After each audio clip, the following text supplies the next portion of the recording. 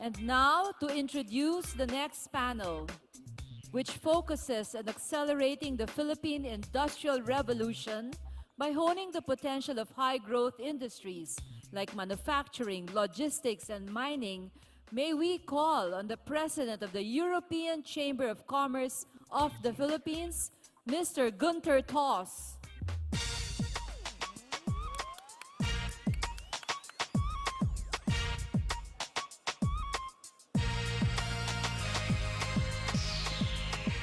Good morning.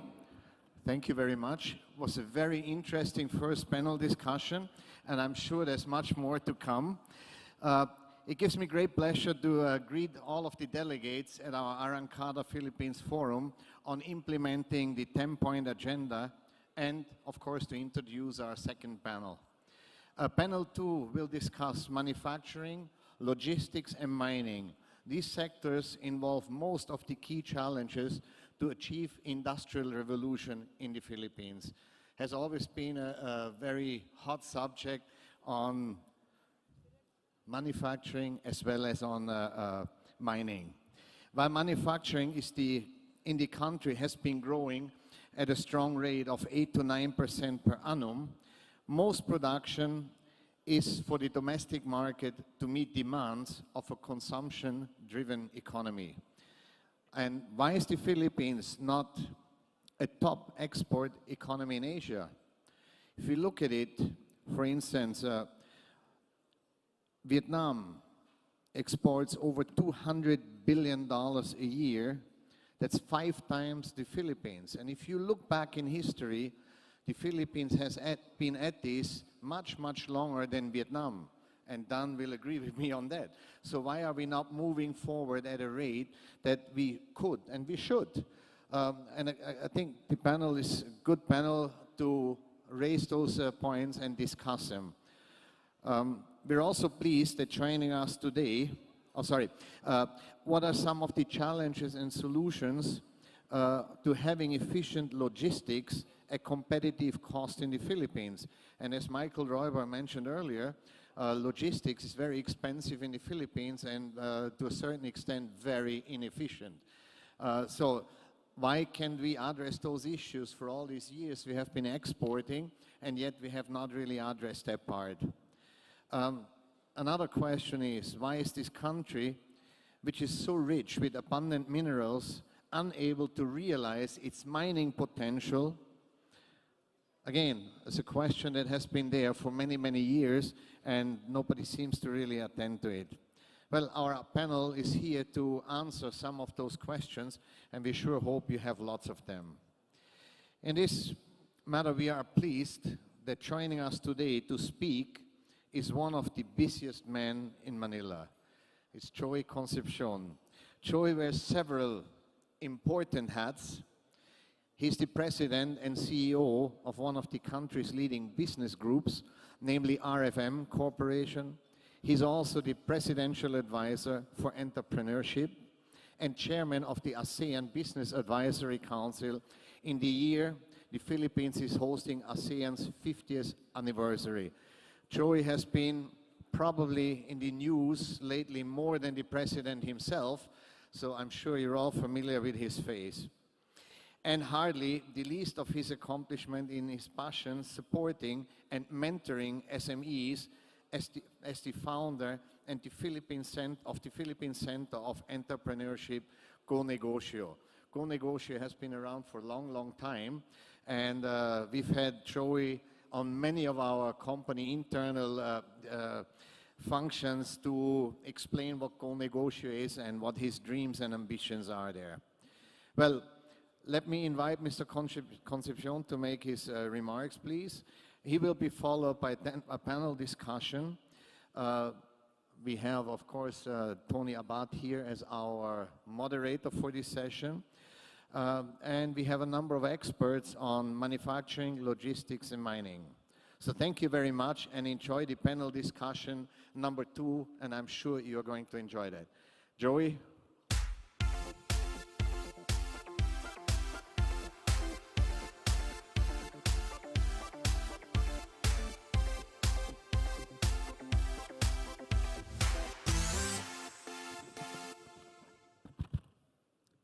morning. First of all, I'd like to thank the organizers for inviting me here this morning. Gunter Taus has been with our group for quite a while. The topic is supposed to be industrialization, talk about logistics, manufacturing, and mining, which seems to be bothering a lot of people. But you can only blame one person for mining. So seriously, I head the ASEAN BAC Advisory Council. I work as an advisor to the President on entrepreneurship, which basically focuses on micro and small enterprise. To me, that is the game changer. We're trying to look for employment, increase employment. The best way to do it is to help our micro and small entrepreneurs scale up beyond just a survival level to more a sustainable level. And eventually, maybe some of them can go for growth. And last Wednesday, we had one of the most successful ASEAN Business Awards ever done. I am proud to say that we did well. Our economic ministers, our ambassadors, the cabinet, and the president was in awe at the way it was done. And I think what we really set that evening was a mark that Philippines is not a pushover. We really can excel in many areas. And I felt that in my role as helping the president in his mission to helping them, to many of the marginalized Filipinos across our country, which basically propelled him to this presidency, the private sector has to be the driver, and government has to create the right environment. Infrastructure, logistics, and mining are just parts of the different components that we play in this field. Over the past so many months, I've engaged with government secretaries, the large conglomerates, in fact, a meeting we had last week, was to really try to bridge the gap, the strategies, the vision of how the private sector thinks and how government is moving forward. I believe if we work together as a team with the different secretaries focused on certain areas, then we will achieve a common objective of helping everybody achieve prosperity. Not just prosperity for us in this room, but prosperity for everyone. And that is the tone that the president will listen to. He doesn't like to hear prosperity just for us. He feels that over the past so many years, prosperity was just for the few, the 0.4% of the large economy, which in a way has not been as inclusive. And he wants to see an inclusive economy helping more people. And the platform that I propose is eventually, as the ASEAN winds down, is to create a prosperity council, a prosperity for all council that is being drafted and hopefully will be approved by the president as an executive order that will really bring about the private sector and the public sector, all agencies focused on helping micro and small entrepreneurs, outlining the spending that they have and focusing it on 3 areas which I believe will propel this country to a much greater country. These 3 areas are the 3 M's: mentorship, money, and market. Mentorship, as you all know, and I've explained in some of the many engagements we've had, is a very powerful tool. Many of you here have studied in good schools, so you need less of that. But many of our micro and small don't have that. So we partnered with the Department of Trade, Department of Agriculture, now TESDA, to mount a massive mentorship program that is basically hand-holding many of our micro and small entrepreneurs to scale up, to understand how to run their business. We have advisors. We have the liberty to hire advisors. And I'm glad that the ASEAN Business Advisory Council adopted what we call the ASEAN Mentorship Entrepreneurship Network, which will be launched in November, which will be the largest mentorship pool. In the Philippines, we have 450 mentors, and hopefully in the different Asian countries, 100. So a pool of 2,000 mentors being shared by each country, helping, mentoring many of our micro, small, and even medium enterprises. And many in the chambers here are already involved as mentors. The next M is money. Without money, mentorship does not progress. We really have to get our banks to start lending. Our banks have to lend to our micro and small entrepreneurs. I understand the large banks have a hard time because they don't have the conduit to be able to lend. But maybe there is a way, similar to what BDO has done, buying One Network Bank, and many other banks should buy a structure to be able to focus on helping our micro entrepreneurs. Our MFIs are around. They are the conduits to many of these entrepreneurs. We want to learn from other countries on how they do it. The Indians, people criticize them. I think it's fine. To me, risk goes with higher interest rates. But the biggest challenge of many entrepreneurs is, especially at the lower level, is collateral. They can't even borrow and even pay at higher rates because they don't have enough collateral. And so we have to do program lendings and take the risk and maybe get Banco Central, the governor, I talked to him, hey, let's not rate the banks, the big banks. Let's exclude maybe the micro lending and against their report card of performance. Things like that, ideas like that. So in the money part, government is doing their part through shared service facilities, set up all these various programs, but we need more of that. Even to the extent of, hopefully through the council's effort, convincing government that conditional cash transfer is not the way. It is a short-term solution. It is not a poverty solution. It is a poverty solution as long as you give them the check. But the moment you stop giving the check, they will return back. So we have to focus at lending to people who help themselves. Teach them on how to fish. That is the objective. So the money part, I'm getting the governor, the BSP, and all the different groups involved in money to come together and think of ideas on how we can increase lending. I am myself is an entrepreneur, and imagine me borrowing money from a bank. They're asking me for my collateral, a JSS, and I tell them, I own RFM, and still they don't respect that. So imagine a small entrepreneur out there trying to borrow money. Collateral is the issue, not interest rates. And the next is market. Market is the biggest thing that many of our micro entrepreneurs cannot scale up. We, in this room, we are part of the brick and mortar business. We control supermarkets, manufacturing, etc., etc. For somebody to develop a brand and launch it in a supermarket, from all the fees that you have to pay, from all the advertising that you have to spend, the challenge really in creating a brand from nowhere is difficult and expensive. So what is the solution? The only solution I can think of is large businesses have to embrace many of these entrepreneurs as part of our ecosystem, our value chain, as suppliers, retailers. Many of the sari-sari stores today are being helped by Coca-Cola, by many of the companies who use sari-sari stores, even us, as a conduit to selling. And sari-sari stores, for as long as there's poverty in this country, sari-sari stores are here to stay. But we have to gear them up beyond survival to sustainable, and hopefully some of them can grow and put up their own groceries. So these are the 3 M's.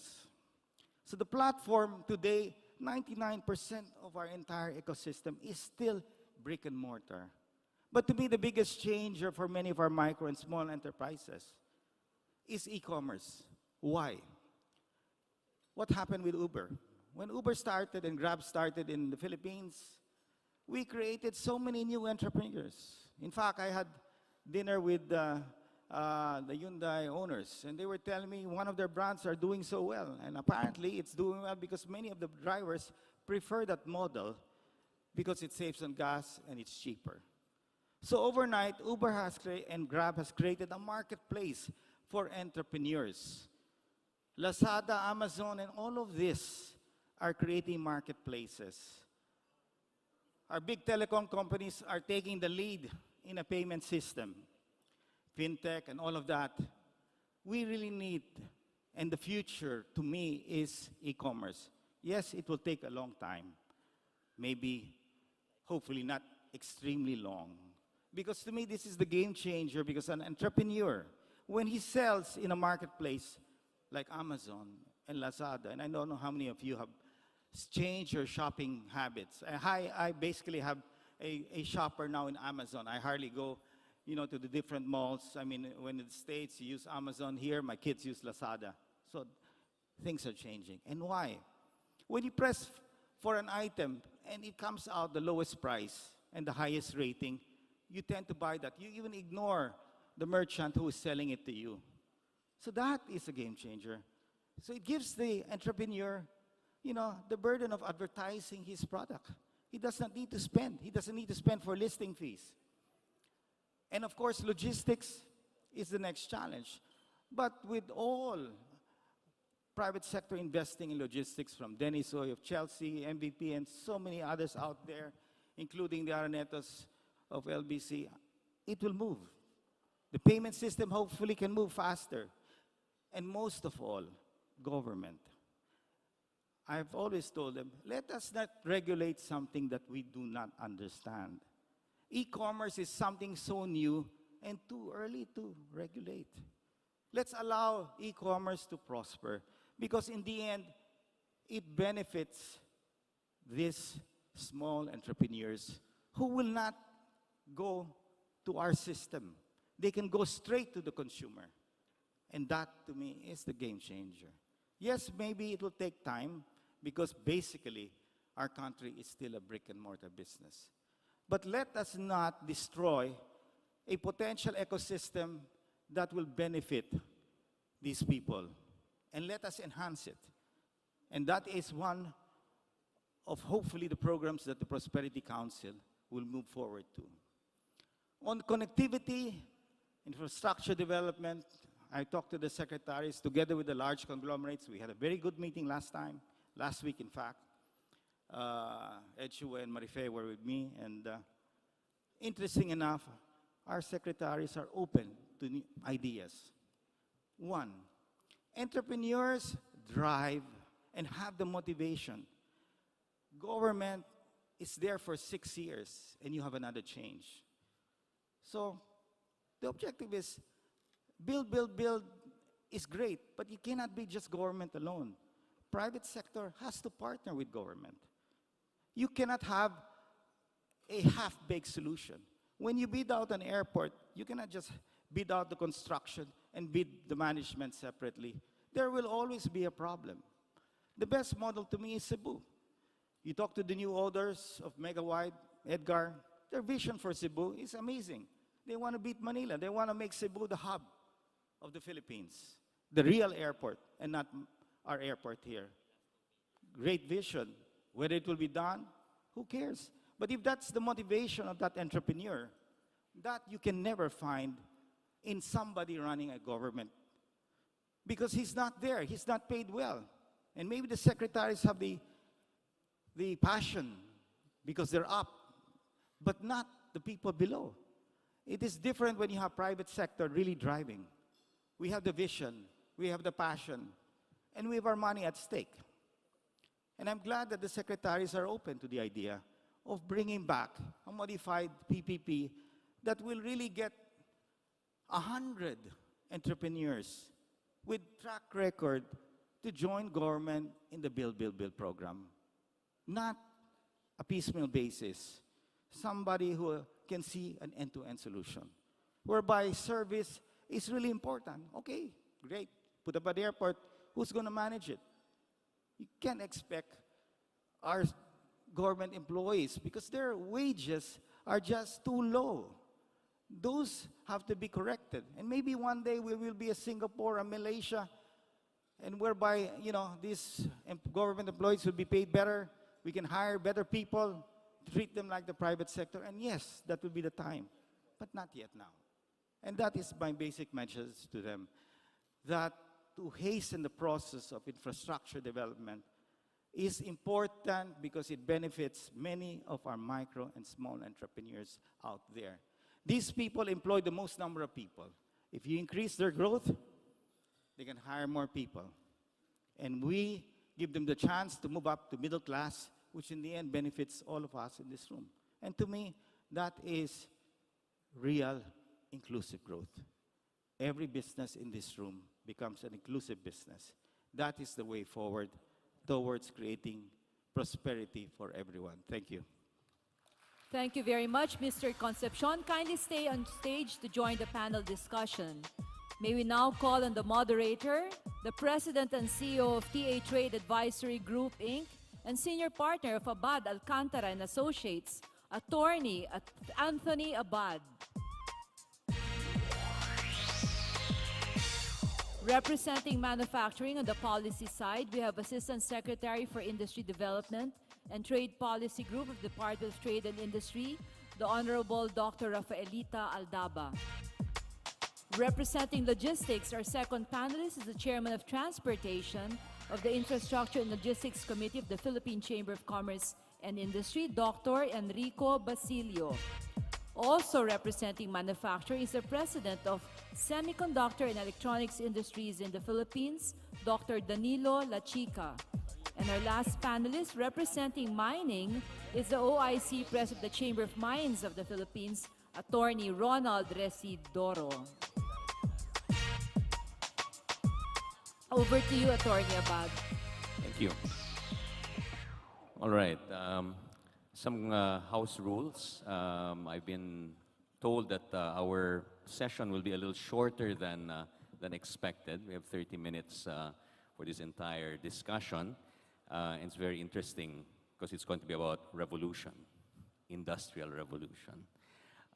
So I'm briefly going to be asking the different panelists to give a brief sort of update or sort of a state of your sector spiel, but please keep it. Please be mindful of the time because we want to open up the floor for more discussion on this concept. So the concept of Philippine industrial revolution. When you talk about revolution, it has to involve something new coming up. In other words, we cannot sort of delve with the old and keep trying to rehash and recycle it. And that's why when we talk about in an industrial revolution, we're talking about industry coming up with something fresh, something different, something maybe unanticipated. But then there are certain policy foundations or fundamentals that have to be addressed so that you can actually have this revolution. And I assume our revolution is going to be a positive one that leads to the key concepts raised by our guest speaker, Joey, on inclusion.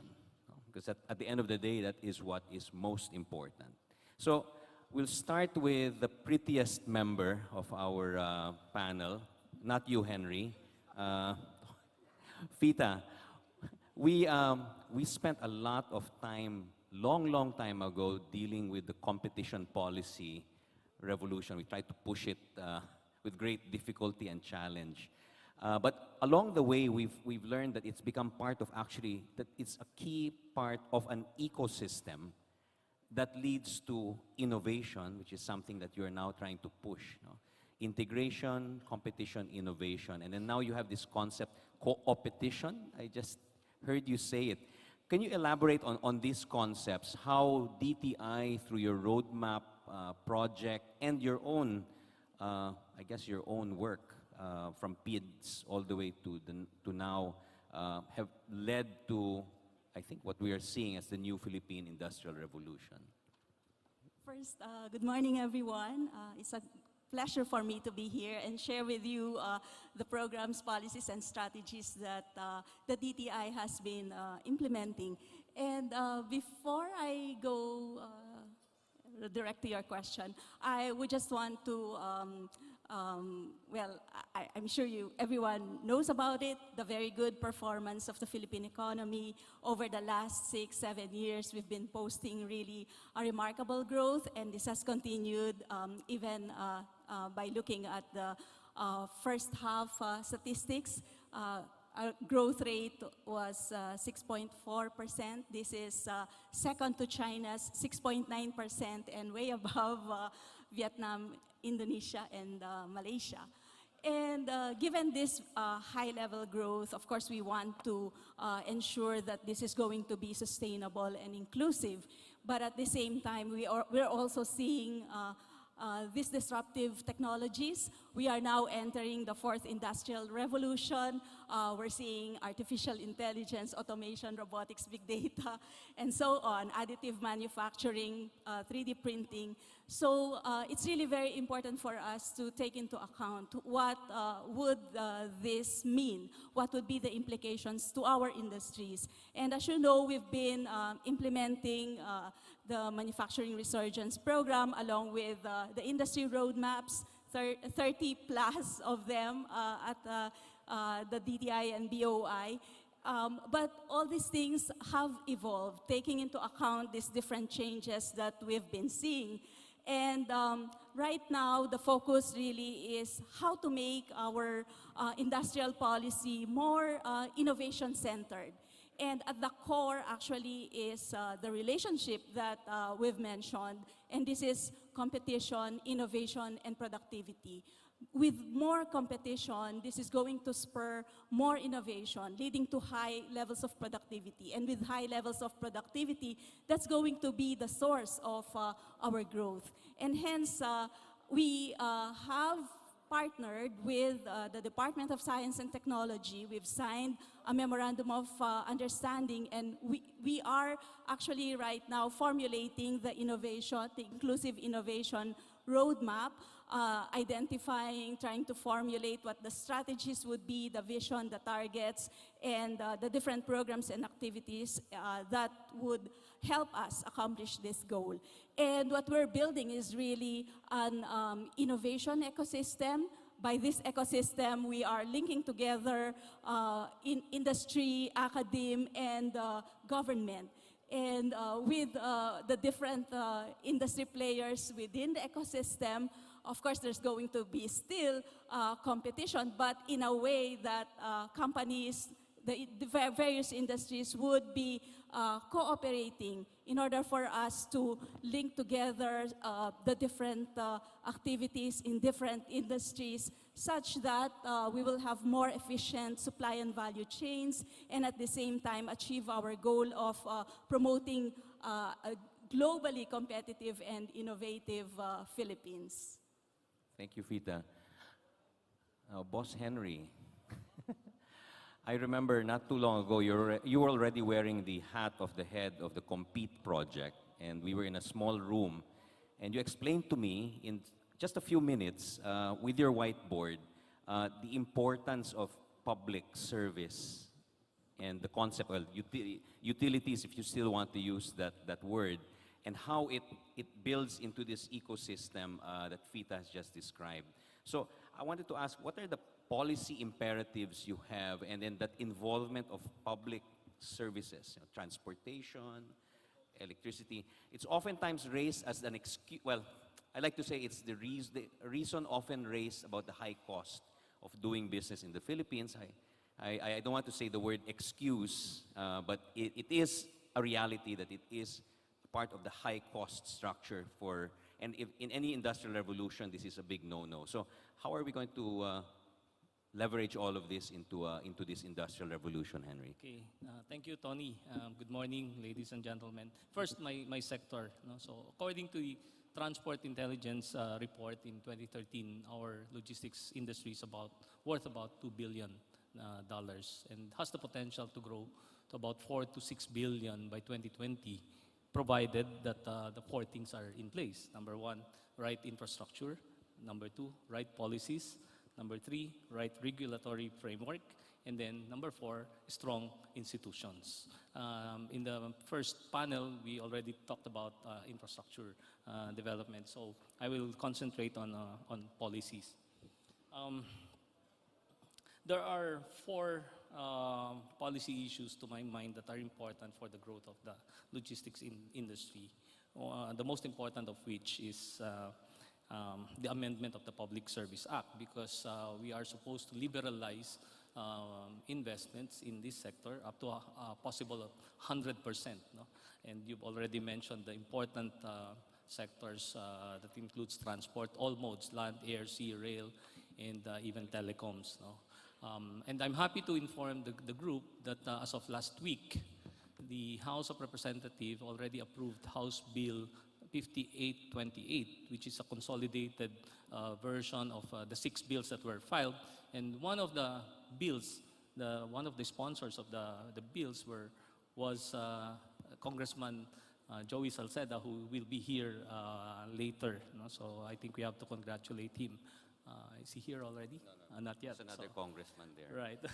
And of course, Congressman Arthur Yap, because this bill was discussed in his committee. He's the chair of the Economic Affairs Committee, now Congressman Arthur Yap. So he basically shepherded and championed this important bill. No? So we won half of the battle. The next half will be in the Senate.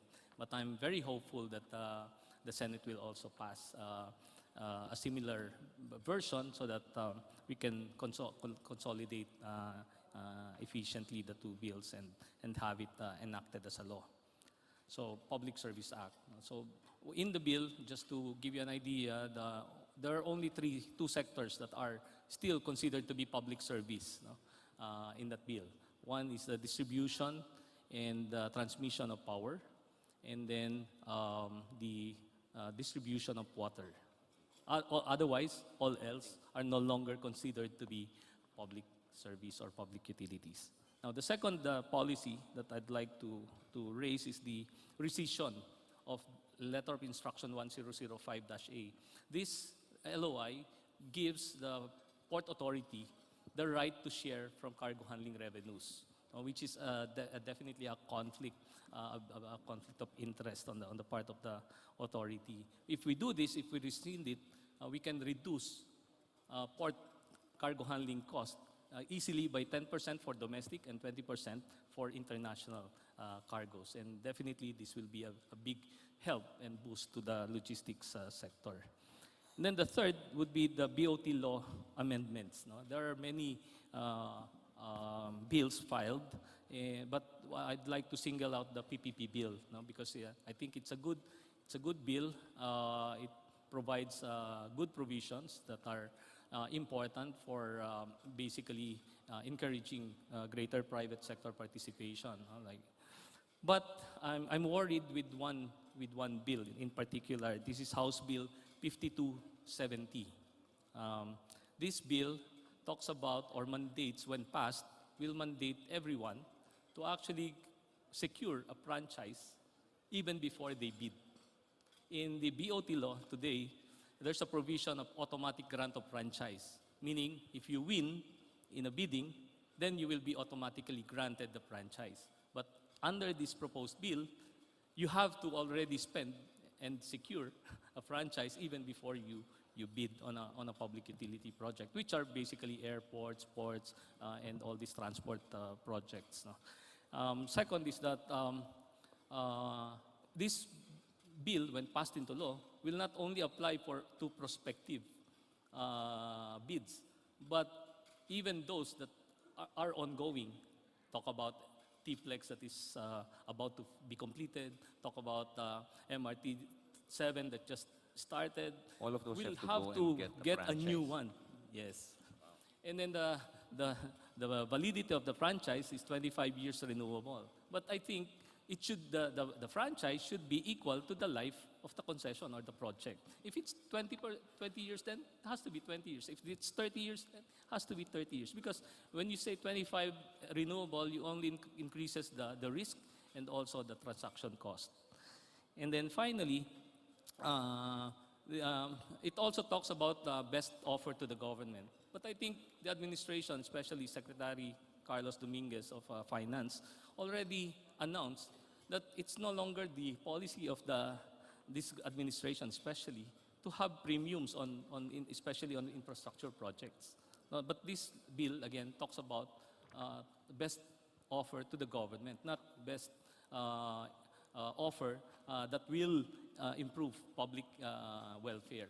And then finally, my friend Michael Ruber will get mad at me if I don't mention this, because this is a very important thing today in the logistics industry. And I'm talking about international shipping cost and other charges. This issue was raised to our attention at the National Competitiveness Council by the exporters and the importers, and we immediately conducted a quick study. We surveyed importers and exporters and found out that if you look at the composition of shipping cost, freight on the average is only about 30%. What accounts for the remaining 70%?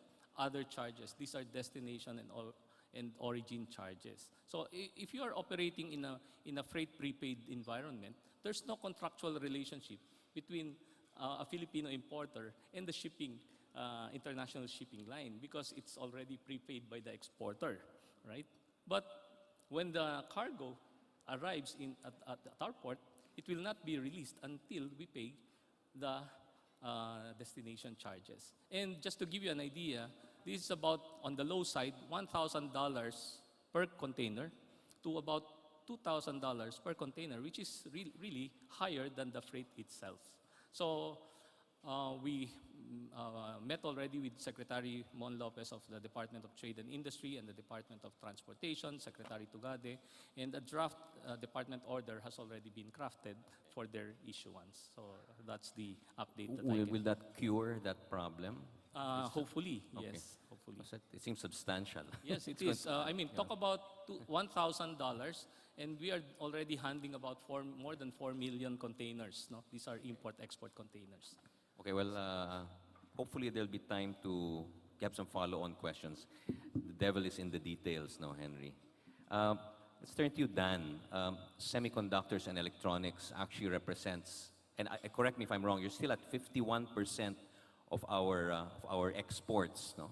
But at the same time, you're also a biggest part of the imports, no? What's the state of play for semiconductors and electronics? And how do you see it contributing to this so-called new Philippine industrial revolution?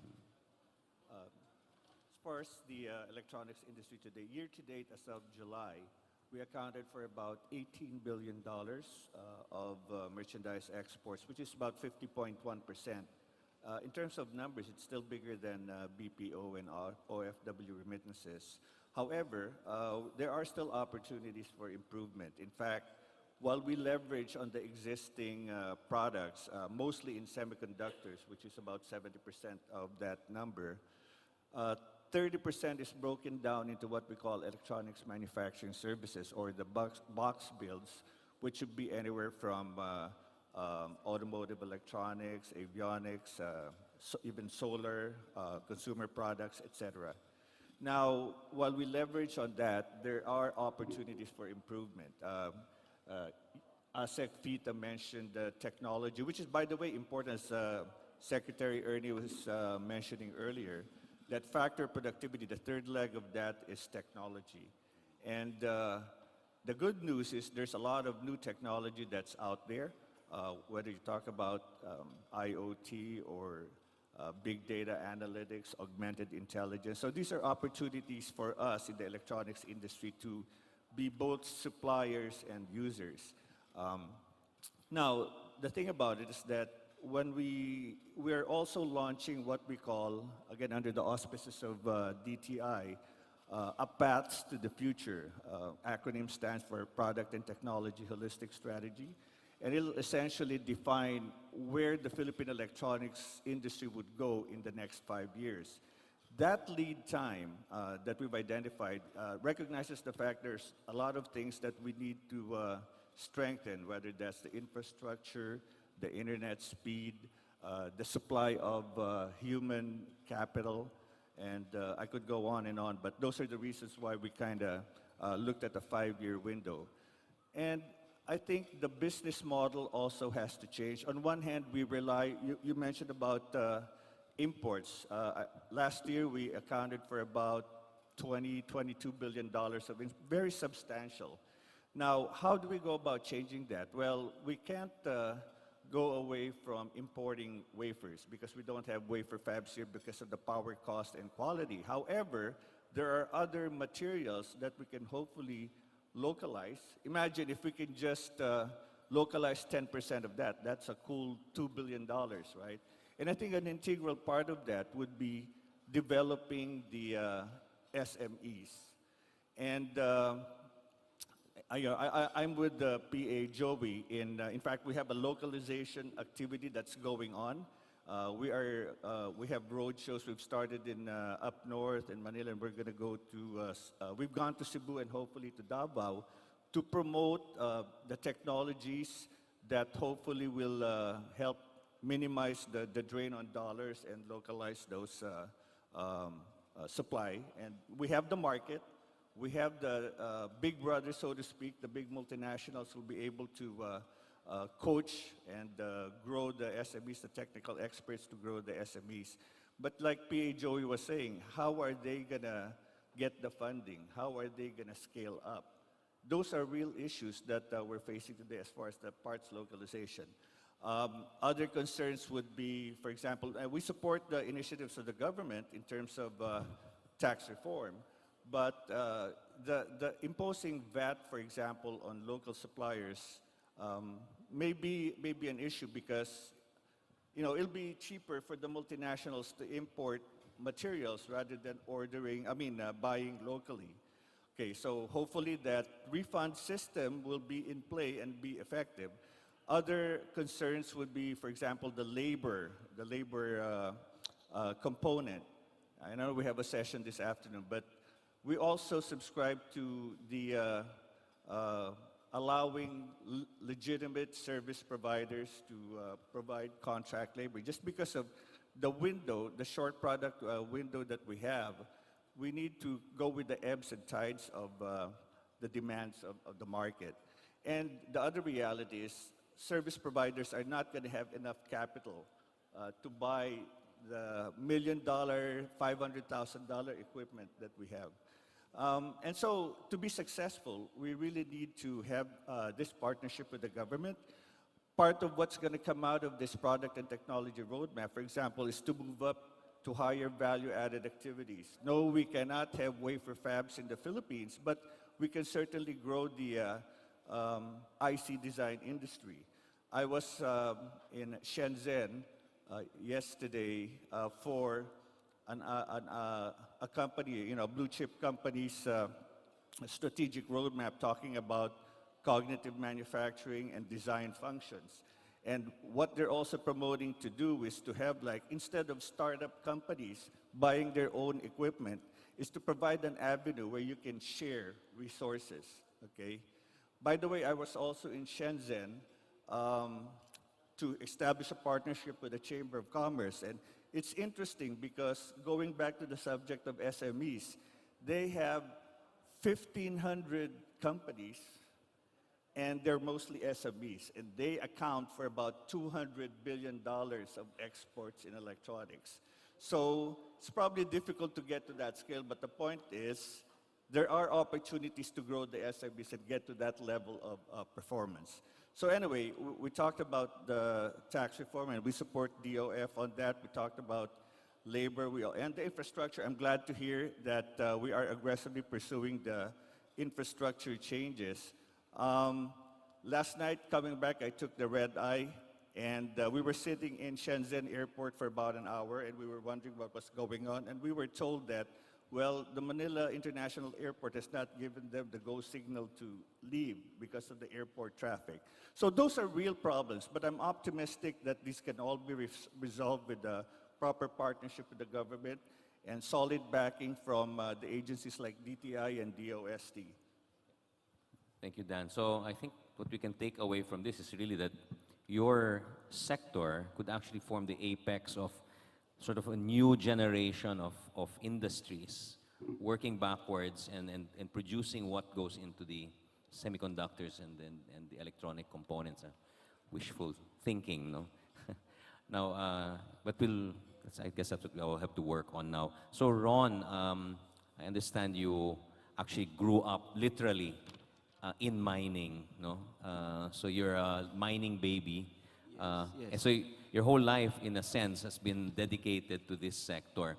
Now, it's been given some bad press, of course, because, when you talk about the environment and all of the controversy that goes with it. But yet, it's still integral, no? Integral to an industrial revolution in two aspects, which is one as an input to that revolution, but at the same time that you yourself are a sector, no? So can you give us some sort of update or a state of play in mining and how mining can actually be a technology-driven contributor to the Philippine Industrial Revolution? No? All right. For those who have lived the nightmare or have been following the saga of mining closely in the last 15 months, I think it would not be too naive to say that, that the nightmare is effectively over and that we are seeing the dawn of a new mining industry. No? Not quite morning yet, but we're nearly there. The new Secretary of Environment and Natural Resources, Secretary Simato, while he does have a relatively thin environmental profile, no, seems to be saying the right things. He's saying he's for responsible mining. He'd like to see more responsible mines put up in the country, and we see that as a good thing. While he has not reversed any of the adverse orders issued by Secretary Lopez, the fact that he's studying them and he's deferring to expert opinion on these matters is a good sign for us, because that means that any policy moving forward will be studied and evidence-based and will be more lasting. No? And it will be something that industry can and will support. Now, there are still two issues that will hamper growth in industry. No? Number one will be the open pit mining ban that was imposed about 6 months ago. And secondly, the moratorium on new projects. Mining, the way I put it is, mining is like the ugly baby. No? Nobody wants to touch it. But we have to realize that if you clean this baby up, this baby has huge potential. The country, your country, has about, over $1 trillion worth of minerals underground. Yet we refuse to touch it. I thank John and the Arangkada for keeping the faith, no? Still maintaining that mining can be a vital cog in the Philippine economy. But we consistently fail to deliver on our potential. Why? Because nobody wants to touch the ugly baby. But we need to. This country is richly blessed with minerals, $1 trillion worth. And we have a responsibility, not just to ourselves right now, but to our future generations, to develop these minerals responsibly. It can be done. We've seen it done in other countries. There is no reason why the Philippines can't do it also. If you go to the DPO and Oceana Gold, you'll see a first-rate mine being developed. So we'd really like to see policy clarity. No? We'd like to see less of the hesitancy in developing the industry and more of an active promotion for mining. In this way, we will be able to harness our mineral wealth. No? Because if we want to link mining to its downstream partners in processing and manufacturing, the first obstacle is really scaling up the mining industry. There are only 43 operating mines at the moment. Most of them are aging mines and are operating well below capacity. And the nickel mines are small. No? We need to find the big projects. And there are big projects in the pipeline. I'd like to name a few. The Tampakan project, that's $5.9 billion worth of investments. Not in Metro Manila, but in South Cotabato. There is the Far Southeast project. That's $1.3 billion worth of investments.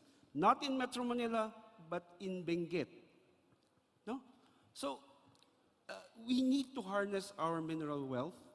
We need to be able to link it to our partners downstream so that we will be able to contribute to the vision of an industrialized Philippines. But the current trend of Congress of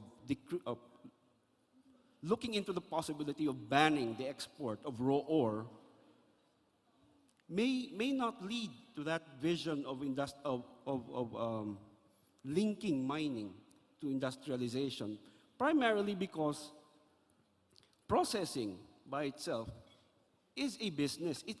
So for investors to come into processing, it must make business sense. It must make money. And right now, the people we talk to say that there is no money to be made in minerals processing. The margins are simply too thin. No? So we need to remove the obstacles and make minerals processing a more attractive prospect. If incentives need to be given, the roadblocks on red tape and the lack of infrastructure also have to be addressed. It's only when it becomes attractive and competitive that investors will actually come into the country and put up processing plants. And if we are able to increase the number of mines, then all the more it becomes easier to link mining to industrialization and then downstream to manufacturing. Yun. Okay, thank All you. right. So how many trillion were you saying? Mineral? LGB estimates around $1.4 trillion. $1.4 trillion. That's a lot of dollars. All right. To the organizers, just beg your indulgence. Give us a bit of an extension, maybe a few, maybe about 3 to 4 minutes, so that we can. Pwede pa? Okay, very good. So I have a question, which, well, I would have wanted to dive deeper into each of your topics, but I do have a question. It's sort of the one, if you had that one wish in terms of policy reform. We're talking about specific measure, either by way of legislation or an executive issuance, something that changes the game, so to speak. And well, I wanted to start with you, Boss Joey. You know, what are the specifics that go into trying to build the ecosystem for innovation and entrepreneurship and inclusion? And I'll put that question out now, but at the same time, you know, maybe in the interest of time, what I'll do is I'll also ask for about 2 to 3 questions from the floor, and then give a chance to each of our different panelists to address sort of the collective question and issues, and at the same time to add on to whatever they had to say earlier. So that's my question. It's really, what is the one wish, specific measure, or reform that has to be put in place for a Philippine industrial revolution from your perspective? And at this point, I'd like to invite someone from the audience. We have one hand here. You have a number of mics strategically located. Please ask your question, identify yourself, and then I'll ask for maybe another question. Please, sir. Johan Raadsma, co-chair of the ANSJAM Resources Committee. Question for Attorney Recidoro. Your study showed 0.3% of the Philippines is actually covered by mining contracts. However, 0.03% is actually impacted by mining infrastructure like process plants, tailings, a mine pit, power plant, etc. That translates to 8,000 hectares. 8,000 hectares of this industry generates over 200,000 jobs and 1.1% of GDP. You mentioned Tampakan. Tampakan alone would be 1% of GDP, actually slightly over that. I hear your prayer, but how are you going to get to wasting all of this industry's time from managing responses to misinformation to going forward to work with government and investors alike and unlocking these really big projects? How are you going to do this? Okay, so wait, Ron, keep that question in mind. It's still part of your wish. That means we add to your wish list, so we can share that with the audience. Another question? I should be wearing dark glasses. Oh, Sorry? yes. Yes. I'm Joel Tan Torres. I'm the chairman of the Professional Regulatory Board of Accountancy. I'd like to come up with to Joey Concepcion, a question and probably a suggestion. First, the suggestion. I fully agree with SMEs or MSMEs to be assisted in the 3 M's. 1 M is what you mentioned earlier, mentorship. And probably on my part, as chairman of the Board of Accountancy, which is in charge of regulating the accountants, an assistance or probably an arrangement where accountants or auditors who have, of course, regular face-to-face contact with businesses, MSMEs, may perform that probably role of being mentors or business advisors in the course of their work. I think we can probably talk more about this moving forward, how we can come up with maybe some form of, say, assistance or directions toward this. The question that I'd like to refer also to you is on the matter of cooperatives. Cooperatives in quite a number of countries have proven to be excellent, say, mechanisms to promote business, including for small and medium and micro enterprises. We have quite a number of cooperatives here, but I sense that these are not really being able to move forward as far as its potential. Similar to what is being done in Taiwan, maybe in Korea. What would you probably suggest where assistance can be provided to cooperatives for these units to be able to move forward as far as promoting, say, business enterprises, especially for MSMEs?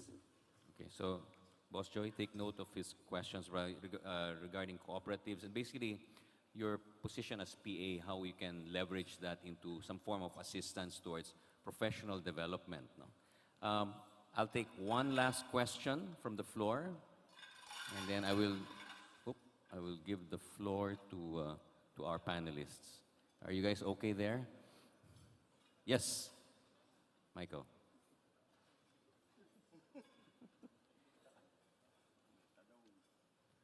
So I guess that's for you, Henry, no?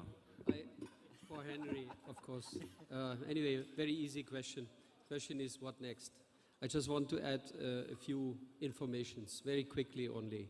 We are talking about destination charges here to the Philippines, imposed by shipping lines. The trade with the People's Republic of China is mostly on prepaid terms, meaning to say the freight is supposed to pay in the People's Republic of China. Fact is that the freight rates from China into the Philippines are at 0 and below 0, meaning to say $400 to $600 per container is being paid as kickbacks to the Chinese exporters. The freight is supplanted by other names and collected from the consignees under duress. And the damage to the Philippine economy is, as we figured out, several $100 million. So my question is only, what next? Thank you. All right, so what next? And I think that is the general question, what next? With regard to this Philippine Industrial Revolution. Now, in the interest of time, I ask our panelists, let's just zero in on what, especially what's close to your heart, that can really spur this industrial revolution towards, I think, the objectives that Boss Joey were talking about. So we'll start with you, Joey. Those questions that were asked, at the same time, to fill in the vision that you gave us earlier. I think what's important really here is, and what you guys are doing here, it's really building relationship. In my 1+ year working with the President and the Cabinet, relationship between Cabinet and private sector are very important. If you get the wrong secretary, like in your case, not to say that Gina Lopez didn't have the passion being an environmentalist, but sometimes when you take the passion beyond and that all mining is not right, it's like having a labor secretary in that same manner. Imagine if Secretary Bello were in that same frame of mind, the passion to employ people, regardless of what happens in the future. Yes, maybe mining was abused, no? Government may be right in saying what was their share. How much was their share in the past? These things have to be corrected. And having an ideological secretary whose passion is there but not in the right place make things hard. No? So these things will have to be corrected. It is a setback for mining. I'm not against mining. I'm for mining. Many of the beautiful countries in the world have mining operations, and they are okay. So why can't the Philippines be the same? But again, I think we have to give time to this new secretary to really understand, since it's very new. In the rest that I've seen with many of the other secretaries, Secretary Dominguez and all of them, they have an open mind. And you can't ram it. You can't just push. You have to work with them. You have to explain them. And with your programs like that, I think that is the right approach. My approach for the last 12 months with the president and the conglomerates and others here, we're forming the alliance of the chambers, Marife and all your AmSham, we're coming together to work with government. That is a process of developing relationship with our different secretaries. In a session like this, in a forum, you can't solve a problem. You can't address the issue. In a small room with a dialogue of small number of people, you will achieve greater success. So that is my role of trying to bridge that gap, improving relationship. And in the end, if you don't have a teamwork between government and the private sector, this country is not going to go anywhere. And in the end, what is the meaning to the president? To him, what will benefit the small guy on the street, the person who put him to that table as president, is what matters to him. If the programs that we have are directed to enriching ourselves, it ain't going to work.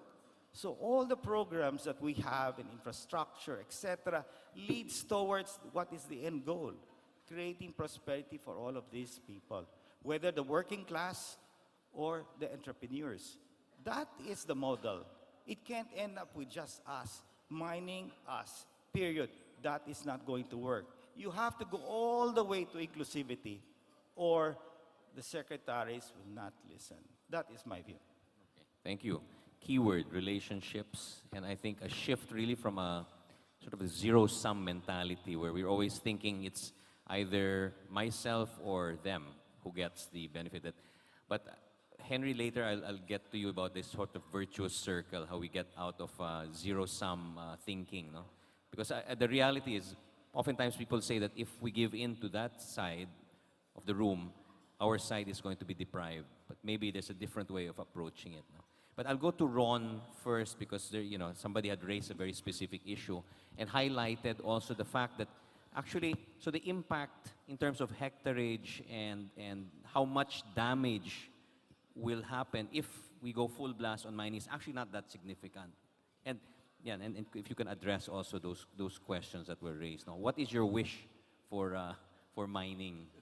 Well, on a good day, I'd like to think that we will eventually see a mining industry that is appreciated, not just by the president, but by the people. No? We'd like to see an integrated roadmap for mining, one that links mining not just to its partners in processing and smelting, but down to manufacturing. A roadmap that harnesses our unique position as being the only big thing out there in the remotest areas of the country. No? As the only thing out there, we have the potential to contribute greatly to regional development. Mines are mandated to spend 1.5% of their annual operating budgets for social development projects. So this must be harnessed. But going back to my dream scenario, yeah, I'd really like to see an integrated roadmap for mining so that we will be better appreciated. We will be able to input to our CARS program if local metals are used, no? Not just imports. And also a policy shift, not just for tolerance for mining, but actually active promotion. Because we have to come to terms with the fact that we are richly endowed as a country. And we have a duty, a responsibility to act properly, to make sure that the benefits of these minerals redound not just to the 0.4%, but down to the grassroots, to the very last Filipino that will be impacted. Okay. So you don't have an integrated roadmap yet that you've come up with. So I guess it's a shout out to DNR and all the relevant agencies, no? Wish ni Ron, or wish ko lang, is having a integrated roadmap. Now, Henry, ikaw na. Let's hear from you about, well, we have very specific issues, no? I see that all these, all these details come up. We try to paint things in general strokes, but in the end, they're very specific fees, charges, well, or the term I heard this earlier, kickbacks and commissions, no, that go into this whole process. So, well, on one hand, we want to deal with relationships, but on the other hand, you know that there are people who are trying to, well, bring up the cost by actually taking undue profit from the system. How do we correct this, or what do we zero in on? Well, for me, effective competition is the key. No? Because, well, with effective competition, you can also address the issue of regulatory capture. No? Because when there's no competition, it's so easy to capture the regulator. Who captures the regulator? Well, of course, in theory, you have a regulator so that the public welfare and public interest is upheld and protected. But the theory of regulatory capture states that the regulated industry, in the end, ends up regulating the regulator. No? So there's a nice joke, no, by one of the AIM professors about this. He said there are two businessmen. One was bragging with the other and saying, I befriended the regulator and therefore I'm so good, I can ask favors from him. But the other businessman said, well, I'm better because I had my friend appointed as the regulator, and that's a perfect case of regulatory capture. And to break it, really effective competition, not just competition, not competition by having many players, no, competition by having really firms competing effectively against each other. So going back to the question of what is my only wish, no, in terms of legislation, if it can happen. Well, I'm sure you have guessed it already, the Amendment of Public Service Act. For me, this is a game-changing legislative measure that has far-reaching effects. And let me take this opportunity to Congressman Art Yap. May I ask you to stand up and be recognized for, please. And ladies and gentlemen, let's give him a big round of applause for sponsoring the bill. No? So the lower house has already did its part. And so the ball is now in the Senate. So thanks to Arthur. Of course. As half, chairman, half your wish is fulfilled. Yes, half of my yes. And going to the issue of my friend Michael Ruber, we actually wrote a study, a paper on the international shipping cost and other charges. No? So he's my co-author. And as I've said, we've already presented it to the two secretaries, and the draft department order has already been drafted. No? So it awaits actual issuance. But I'm sure Congressman Yap, the chairman of the Economic Affairs Committee, would be interested in looking at this issue also for legislation. So, thank you. Kong Yap, you have an assignment. So key phrase, effective competition, and let's all sort of zero in on this PSA amendment law, which is going to be a key game changer. Before I go to you, Ma'am Fita, Dan, what is the wish? I think it's a very important insight you've given. No? You may be 51% of exports, but so much of it is imports. And the trick is, let's reduce the imports by actually developing our own homegrown inputs to your sector.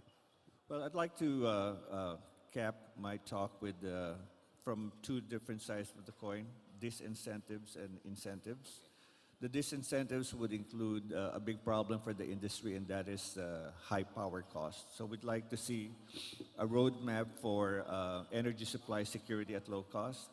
Another would be the internet speed and bandwidth. We need to see faster if we're going to be developing, an IC design and R&D technology. And the other would be transparency in government agencies. We have an example, in BOC, and I'm looking forward to the new commissioner to make his presence felt, because different regions, different people have different interpretations of the law. So, but the good thing is those disincentives can all be converted to incentives. We're looking forward, for example, if we see the 0 to 10 point agenda materialize in the very near future, then all those will be addressed, especially in the ease of doing business, in the infrastructure, etc. So we're looking forward to a further growth of the industry. Okay, that ties in nicely with Henry's concept, effective competition, especially in you raised telecoms and power. No, okay, Fita, the floor is yours. Just three things, and I think I want to direct this to the audience because most of our industries are here present.